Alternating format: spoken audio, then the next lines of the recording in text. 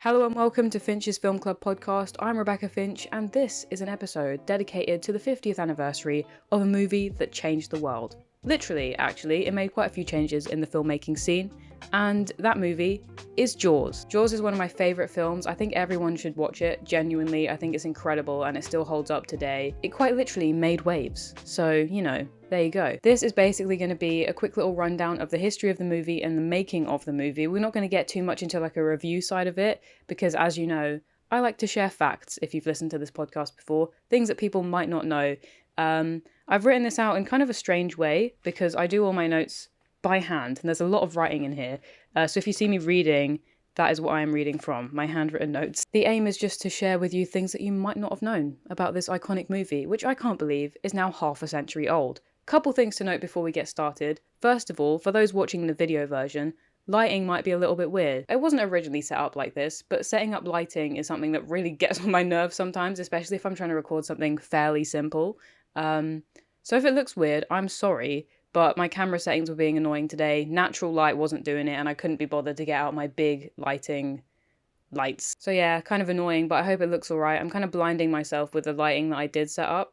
It might look strange, but at least it's alright. It's a podcast. We mainly focus on the audio in this situation, so I think we can let it slide for today. And the second thing I wanted to say is that the release of Jaws, the actual US release in 1975, was...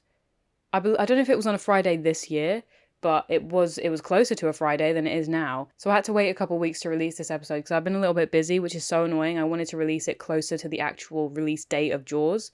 But yeah, that's just me being like pedantic about the dates that I release these podcasts, because most of the time I try and do it on a Friday, if not all the time it's been on a Friday. But yeah, that's just me being picky because I feel like this is supposed to be a Friday podcast. I don't think anyone cares about that except me, but those are my notes before we get started. Let's just get into it with a basic plot summary. And when I say basic, I mean pretty basic because it's Jaws. I think everyone knows what it's about, even if you've never seen the film yourself. So, for anyone who for some reason hasn't seen Jaws, it is about a giant, huge great white shark that terrorizes the fictional island, Amity Island. And it falls to police chief Brody, to deal with the situation, make sure no one else gets eaten by a shark. So we see him and shark hunter Quint and Oceanographic Institute marine biologist man, Matt Hooper, go out and find the shark and deal with it. A lot of this movie takes place on the water, on a boat, which I'll mention very soon. But that's just kind of a little lay down of what's going on. The movie opens, pretty iconic opening scene, with a girl who is going for a nice little early morning swim, cheeky morning swim with her, I assume, boyfriend or person she is with at the time. He's drunk, tries to get in the water, but he doesn't because he falls asleep on the beach. And as he's asleep on the beach, Chrissy is her name, she gets attacked by the great white shark, and is the first victim. So that's how the movie begins. Chief Brody has just moved to Amity Island and he has just picked up his role as police chief. So he's got a pretty big situation on his hands to deal with. Just some background on the movie and how it began. This is based on a book, for those of you that are unaware. There are a lot of old movies that are classics that some people don't know is based on a book, like Jurassic Park and Fight Club and Blade Runner.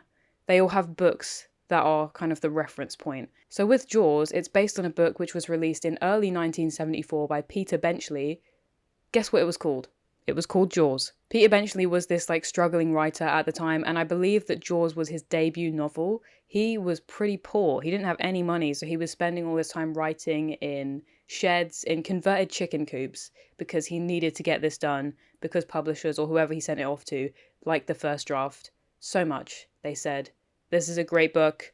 We need you to make it right now." The original draft was very comedic, I think, but then it obviously turned into more of a horror, and then it became the film that we know and love today.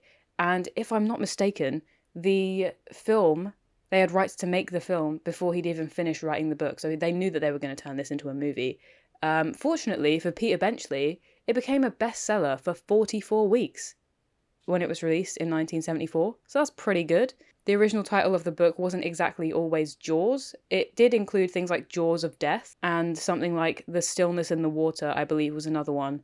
And also something mentioning the word Leviathan. I don't know what that was, but it sticks out to me because it was Leviathan, because it's a big scary monster in the sea. And with all of that, there are obviously some very clear differences between the book and the movie, as you often have with movies that are based on books. It's very rare that they are exactly like the source material, But here are some notable ones which you might not have even considered. For example, there was mafia involvement in the book. I haven't actually read the book because I read a different Jaws-related book, which I'll mention shortly, but I've been meaning to read the original. I just haven't at this current moment in time. But yeah, there was mafia involvement, and there was also a little storyline where Ellen Brody, wife of Chief Martin Brody, who is very much like, they're very much in love in the movie. It's part of the whole family aspect, which changes it from a typical monster movie. And again, I'll elaborate on that shortly. She has an affair, I believe, with Matt Hooper, the oceanographic marine biology man. So that's quite crazy, I think. So in terms of the setup and the making of this movie, Steven Spielberg was obviously selected as the director, but it wasn't always that way. He wasn't the first choice. I can't remember who was. I'm very sorry. I should have written that down. But he was eventually selected as director. And this was after he'd made the movie Sugarland Express with Zanuck and Brown at Universal. Whether that movie was a success or not, it didn't really matter because he was like a young director and they knew that he would have a good vision for this kind of film.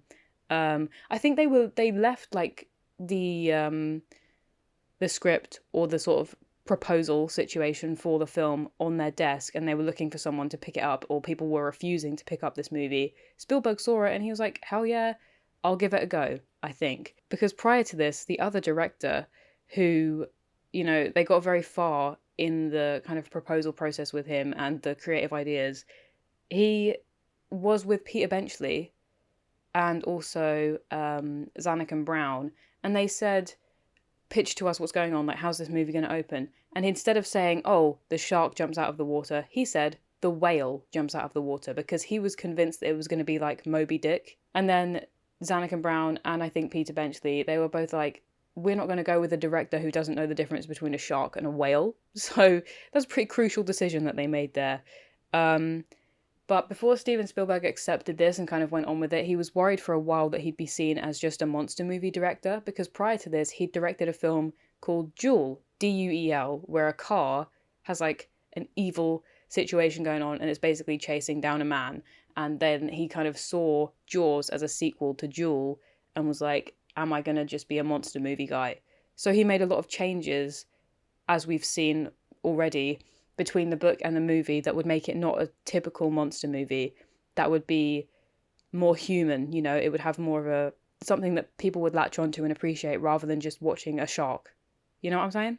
So that's kind of the situation with Steven Spielberg and why he was reluctant to do it at first, sort of, after he'd heard the initial monster movie situation. But let's get into building the characters really quickly. So, of course, I've mentioned we've got Chief Brody, we've also got Quint, and we've got Matt Hooper. And those guys are the main three that make up the shark hunting squad, who we all know and love. Chief Brody is played by Roy Scheider, and he got involved with this movie sort of by accident because Steven Spielberg was stressing about it and trying to get everything sorted out because he had such a tight deadline to cast everyone and then make the movie as a whole. So he was at a party, and I don't know whose party it was, but he was there, and Roy Scheider was also there. He had a lot of people in mind for this role who he didn't end up going with, or he couldn't get because they would refuse. And so at this party, Steven Spielberg was sitting there in the corner all by himself, and he was kind of sad. He was kind of like, damn, what am I going to do, man? And then Roy Scheider saw him and said, hey, what's going on? I hear you're kind of upset. What's the situation here? You making a movie? He said, yeah, I'm making a film. And he wasn't really supposed to say all of this stuff, but he kind of just blurted it all out. And Roy Scheider was like, this sounds awesome. I want to be Chief Brody. Let me be Chief Brody. I'll do that. And then he got the role, pretty much. There was initially concern about Roy Scheider because he played a tough guy in a movie called The French Connection, which you may have heard of. And Steven Spielberg didn't want Chief Brody to be like a tough guy. He wanted him to be like a normal guy, just a normal average man. And thankfully, Roy Scheider delivered on that.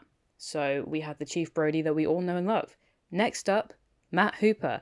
Matt Hooper is played by Richard Dreyfuss, and he was offered the role after considering people like Jeff Bridges, and George Lucas, I believe, was the one who recommended Richard Dreyfuss to Steven Spielberg. And so he was like, hell yeah, let's ask Richard Dreyfuss, see what's going on here. He might be a good fit for Matt Hooper. So they said, hey Richard Dreyfuss, do you want to come and play Matt Hooper in my movie adaptation of Jaws? And guess what he said? He said no. So they were left with another role that was not cast. However, Richard Dreyfuss then saw himself in a movie that was released shortly after this discussion. It was a screening of the movie, not the whole thing, of course. And he said, "Damn, my performance in that film sucks major balls. If anyone sees that, I'm never going to get cast in a role ever again." So what he did was he rang Steven Spielberg and he said, listen, I will be Matt Hooper. I will be Matt Hooper. He also was reluctant at first because of the whole logistics of filming, because of course it was going to be on the ocean, in a boat, and it was going to be very difficult. He said it was going to, sounds like hell to film, which it kind of was. But that was another reason why he said no at first. But then he saw his own work, and he was like, damn, that's crap. I'm going to be in Jaws. And that's what happened. That's how we got cast. Next up is Quint, who was played by Robert Shaw. Again, he said no at first just because he didn't like the book. He was like, I'm not interested in being in a book that I don't like, or being in a film based on a book that I didn't really care about. The role was offered to other actors like Sterling Hayden and Lee Marvin. Lee Marvin was in movies like Dirty Dozen and Point Blank, but then of course that didn't work out. So they went to Robert Shaw again, and he did say yes because his wife and secretary convinced him to take the job. And that is how we got Quint, pretty much. Spielberg also didn't want superstar actors to take any of these parts because the shark is supposed to be the star of the movie. It didn't obviously Roy Scheider had been in movies before, and what is his name? Robert Shaw. Robert Shaw's the one I'm thinking of. He had been in many things before as well, but it wasn't supposed to be to take away from the shark being the main character or the main star of the film. So as I mentioned a moment ago, this movie was incredibly difficult to film. They were initially suggesting filming in a water tank.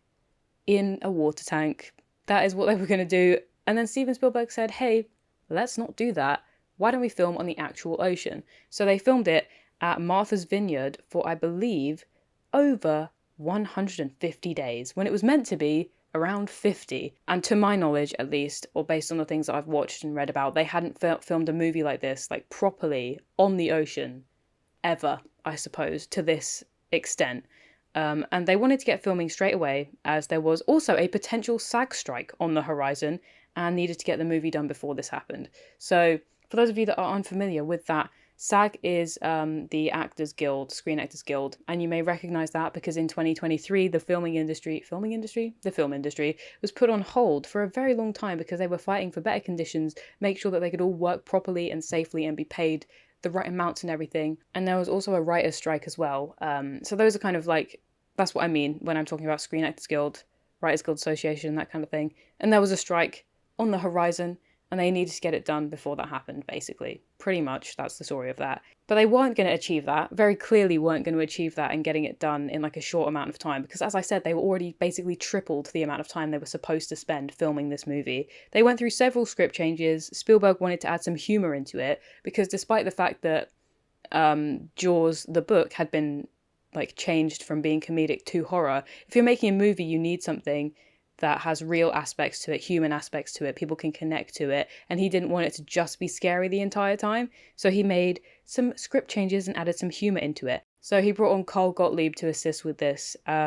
He also wrote himself into the movie as Meadows, who is the mayor's right-hand man, little sidekick kind of guy. He does eventually disappear out of the film, but that is Carl Gottlieb. And he also wrote the Jaws log, which is the book that I was talking about at the start of this episode. The Jaws log is kind of it's been referred to as a filmmaking Bible. It kind of tells the behind the scenes, the whole story of how they made Jaws and what happened with everything. It will go into way more depth than I will in this episode, and it will tell you all about the people involved, the places they went to, and I've got it. It's a pretty good book. I would recommend it if you want to know more about Jaws, or just the filming process in 1975, in general. I think it's pretty informative. But yeah, like I said, with these script changes, the people in the movie were supposed to make this film more real as opposed to just a monster movie.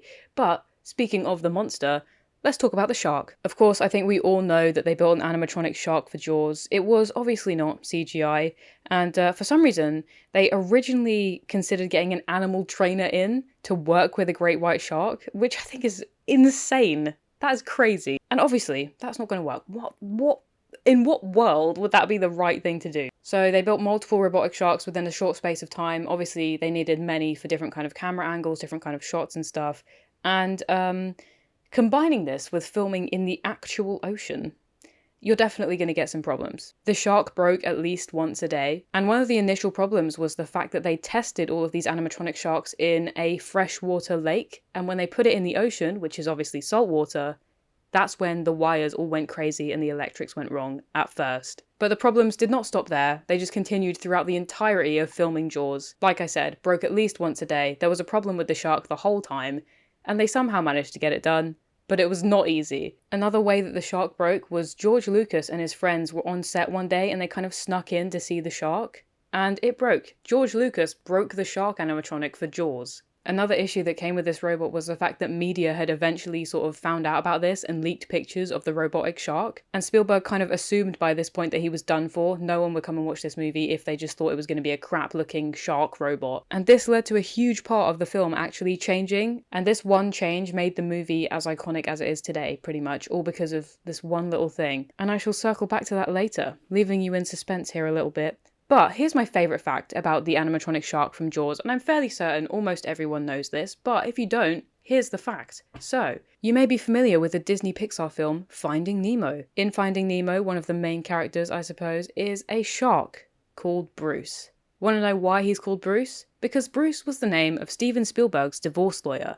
And he gave the name Bruce to the animatronic shark they used to film Jaws. So for those that didn't know, Bruce from Finding Nemo is named after Bruce the animatronic shark from Jaws, who is named after Bruce, Steven Spielberg's divorce lawyer. Correction, it was not his divorce lawyer, he was his entertainment attorney, and I knew this, I've known this for many years. For some reason, still said divorce lawyer. Aside from problems with the shark, there were also problems with the cast. There was a very famous feud between Richard Dreyfuss, who played Matt Hooper, and Robert Shaw, who played Quint. It became pretty intense on set. Robert Shaw became pretty challenging, he became pretty competitive, you know? He was always willing to piss off Matt Hooper, Richard Dreyfuss. He was always willing to piss off Richard Dreyfuss. And there was one day where Richard Dreyfuss, I think, just lost his shit, basically, because he had like a hose or something behind the camera as part of like spraying the water up from the sea. And then one day he just sprayed all of this water at Richard Dreyfuss, and that really got on his nerves. And he lost his sense of humour that day, I believe is what he said.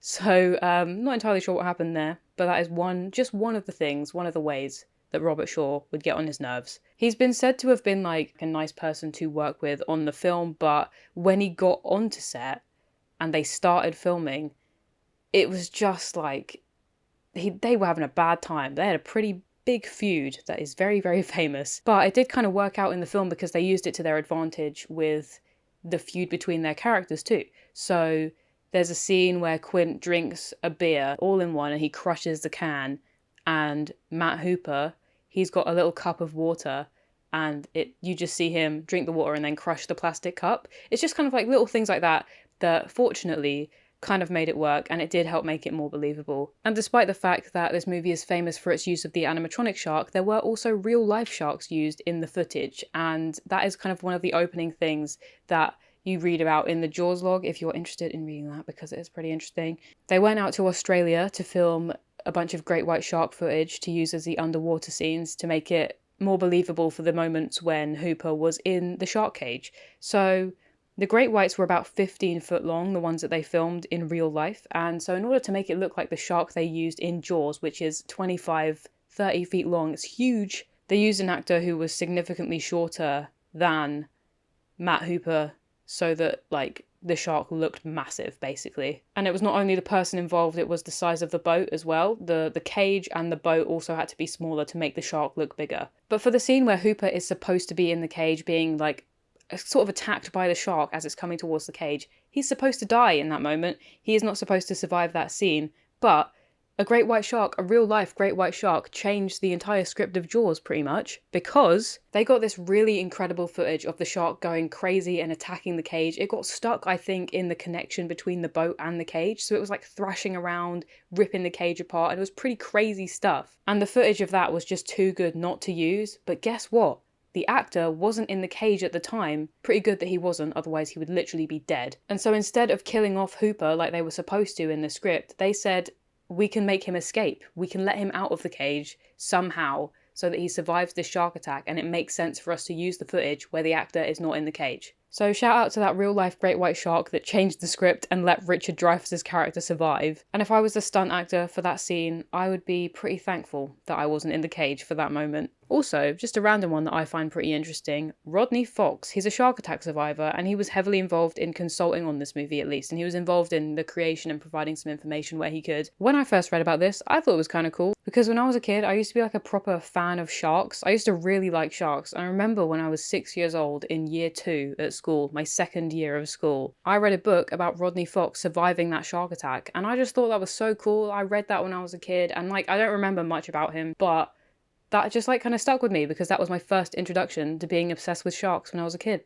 So it's pretty cool that he was involved in the making of Jaws somehow. We're going to jump back to characters really quickly, and the character that I want to talk about first is Quint. Quint is very famously a shark hunter. He hates sharks, hates them. That's why he's so involved in trying to kill this great white that's been terrorizing Amity Island. So what happened to make him hate sharks in the first place? Well, Quint was a survivor of the USS Indianapolis, which is a real-life tragedy that happened which involved people actually getting eaten by sharks. In 2007, a Discovery Channel documentary stated that the USS Indianapolis sinking resulted in the largest shark attack on humans in history, I think. This is a real-life event that happened, and the way that he delivered this speech, this like soliloquy, is so important because people that actually survived the USS Indianapolis went to see Jaws. They didn't want to because why, if you were in a situation where all your friends were getting attacked by sharks and you were watching them die, why would you want to go and watch a movie about a shark eating people? But they were convinced by their family members or their friends to go and watch this movie, and to hear that story being told on the big screen was a pretty important moment in history. So they were all pretty thankful that they went to go and see Jaws and the fact that they'd included the USS Indianapolis sinking in the script. I'll tell you a little bit more about what actually happened there. I believe the real-life ship was attacked by 2 torpedoes, which led to its sinking, and the survivors of the ship explosion and shipwreck in general were left stranded out at sea, literally just in the middle of the ocean. And because they were all injured and they couldn't swim anymore, they were so exhausted, they were attacked by a huge army of sharks, pretty much. The sharks in question were oceanic white-tip reef sharks, which have been known for their aggression towards humans. And like I said, it was apparently the largest shark attack on humans in history. And Quint from Jaws is a fictional, of course, survivor of this incident. That's why he hates sharks so much. And his iconic speech about why he hates sharks and surviving the USS Indianapolis was actually added to by many members of cast and crew. They all added their own little bit here and there. And that's what really made it a story. That's what really sold Quint as a character. And I think the first time that Robert Shaw went to deliver this speech, he did it drunk. And then one day he came back in, sobered up, and did it all in one. And that was the shot they went for. Another thing we know about Quint is that, of course, he was a sailor, so he knows a lot of sea shanties or seafaring songs. One of the songs in question that he sings throughout the movie is Spanish Ladies. This was not the first time Robert Shaw was involved in a piece of media where he had to sing this song. For an episode of The Buccaneers in 1957, Robert Shaw had to sing the song Spanish Ladies while he was playing a little lute or some kind of instrument of that sort. It's a British naval song which was also mentioned in Moby Dick, and in Jaws he changes the lyrics to Boston instead of England because it says like, for we've received orders for to sail back to Boston. That's what he sings in Jaws, I think. And in The Buccaneers he says Old England, but that's because of where the film and the TV show are set. So pretty interesting little fact for you there, little lyric change, and also a bit of a callback to Robert Shaw's previous work. Speaking of songs, let's talk about the songs from the movie itself, the score which was masterfully created by John Williams. John Williams worked on so many iconic Steven Spielberg movies, and Jaws is one of them. We all know the score from this movie, one of the most iconic in history. Just 2 or even 1 note can pretty much tell everyone that there's a shark in the water. Imagine being able to do that. I've spoken about this before in the second ever episode of this podcast with my friend Grace. The fact that you can hear 2 notes and just immediately think shark. That's crazy. That's so crazy. To the point where Steven Spielberg thought that it was a joke at first. He said, "Are you serious? These 2 notes, you want this to be used as the scary theme, the main theme for my shark movie." He wasn't entirely sure how that could reflect an attack from a giant monster shark, but then obviously, like, the genius of John Williams, you don't question John Williams. You say, hold on, let me listen to this again, and then we'll see what we're talking about, because that is just so impressive, the entire soundtrack from Jaws. And there's one little bit, I don't know what it's called, I've been trying to find it. There's like a tiny little motif, a little theme going on, and it's just a few notes, and I don't know if it's specific to a character, it might be for Brody or for Hooper, but like, it's so like, I just love it. I can't even describe what it sounds like, but I always pick up on it because that's just my favorite part of the whole score, just a few notes from like the background of one of the main themes. But yeah, John Williams worked on this one, and he never fails to create a score that will stick with you, pretty much. So, throughout the movie Jaws, the shark is implied. You don't see it for such a long time. You just hear the theme, you know it's there, but you don't see the shark. Of course, this wasn't originally supposed to be the case. They had all of this incredible footage from Australia of real-life great white sharks, and they had the animatronics to work with. But because the animatronics were so broken, and they broke every single day at least once or twice, they didn't have much footage to make it a good, convincing, scary shark movie. So what they did, or what Steven Spielberg did, was he removed the shark. The shark that he spent ages creating, the shark that he wanted to look so perfect and was so frustrated with. He took that out. You don't know it's there unless you hear the song. So the broken animatronics combined with media leaks and of course real great white shark footage led to the shark being implied throughout the whole movie, which is what makes Jaws so iconic. And that was completely an accident. Jaws was incredibly successful, of course. It was in theatres for like almost a year, I think, or even slightly over a year, and that was such a long time. That's like crazy. My camera's about to die, so I'm going to wrap this up as quickly as I can. Just a couple extras I'd like to mention. Chrissy, at the start of the movie, the person we see for the first time, the first victim of the shark, she was played by someone called Susan Backlany. She starred after an ad was put out after looking for an actress who was willing to be naked on camera and also was good at swimming. And she was also an animal actress, so she'd worked in circus and things before, like with lions as well and stuff, which is quite crazy. And her death scene was incredibly dangerous to film. She was tied to like ropes. She had metal plates on her trousers that she was wearing under the water, and there were 10 men on each side. And what they would do is they would pull her from side to side to mimic the shark thrashing in the water. And that was how they filmed that scene, which Steven Spielberg said was one of the most dangerous scenes to film probably ever. Richard Dreyfuss saw a daily of her performance and he thought it was the craziest thing ever. He was terrified by it. Steven Spielberg was also pouring water down her throat as she was in the studio recording the screams for this scene. She basically was waterboarded by Steven Spielberg. But, you know, made for a pretty iconic movie moment. Susan Backlany sadly passed away in 2024, but she remains just an absolute icon for one of the most incredible opening scenes ever. And before we go, just a quick one. Jaws, does it pass the Bechdel test? The Bechdel test is when two named female characters, have to have a conversation about something other than a man. So, the argument is, does this pass the test? Because Ellen Brody, who is Chief Brody's wife, has a conversation with someone who owns a shop, I believe, or is on the beach. Her name's Mrs. Taft, and they have a conversation about what it means to be an islander.